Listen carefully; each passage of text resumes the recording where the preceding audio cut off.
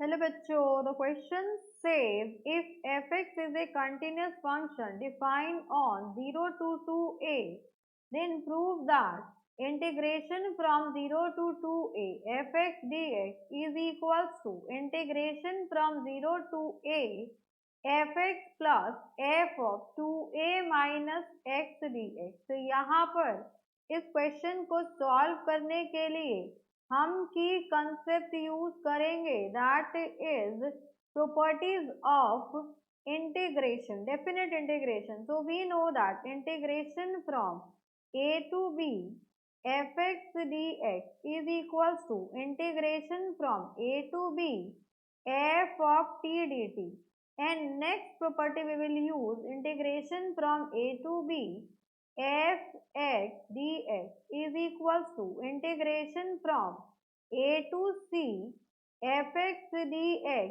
Plus integration, यहाँ पर limit को ब्रेक कर देंगे, तो integration from c to b f of x dx। तो यहाँ पर ये दोनों ही प्रॉपर्टी हम यूज करने वाले हैं। अब यहाँ पर देखिए LHS को कंसीडर करेंगे, integration from 0 to a fx dx। तो यहाँ पर हम सेकेंड प्रॉपर्टी का यूज करेंगे और ये लिमिट ब्रेक हो जाएगी, integration from 0 to a fx dx plus integration from a to 2a fx dx।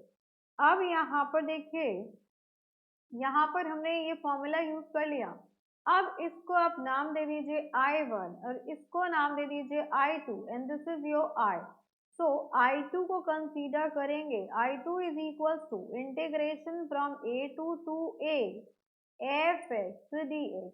अब यहाँ पर आप लेट कर लीजिए, let x is equals to 2a minus t। तो यहाँ पर हम डिफ्रेंशिएट करेंगे विद रिस्पेक्ट टू x, तो dx is equals to minus dt। अब लिमिट पुट करते हैं हम, तो x equals to a। Lower limit की बात करें तो t की वैल्यू क्या आ जाएगी, यहाँ पर 2a माइनस a, तो ये हो गया आपके पास a, and let x equals to 2a, t की वैल्यू हो जाएगी 0, इधर आके तो 2a माइनस 2a 0 हो जाएगा। तो अब हम यहाँ पर I2 में सब्स्टिट्यूट करेंगे, so I2 will be equals to integration from lower limit is a, upper limit is 0 and minus dt है, तो यहाँ पर माइनस आ जाएगा, एंड f ऑफ x के प्लेस पर 2a minus t and dt आ गया। सो अगर हम लिमिट चेंज करेंगे तो ये माइनस साइन, एक और माइनस आएगा, तो माइनस माइनस प्लस हो जाएगा।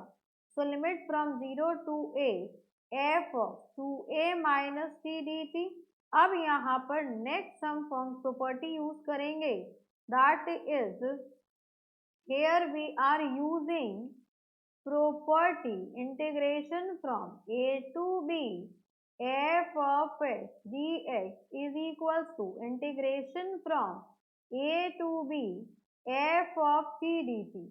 अब यहाँ पर देखिए फॉर्मूला यूज करें तो अब यहाँ पर क्या आएगी I की value, so I2 will be equals to integration from 0 to a f of 2a minus t dt will be equals to integration from 0 to a f of 2a minus x dx। so अब यहाँ पर हम put करेंगे, then we know that I is equals to, यहाँ पर आएगा आपके पास we know that I is equals to I1 plus I2। so I will be equals to I1 is 0 to a f of x dx plus I2 is from 0 to a f of 2a minus x dx। so on adding, since the limit is same, दोनों की limit same है 0 to a, so 0 to a f of x plus f of 2a minus x dx। so from here LHS is equals to RHS। so we have proved this with the help of integration, definite integration property। So this is your final answer. Hope you understood it very well. Thank you so much. Best of luck.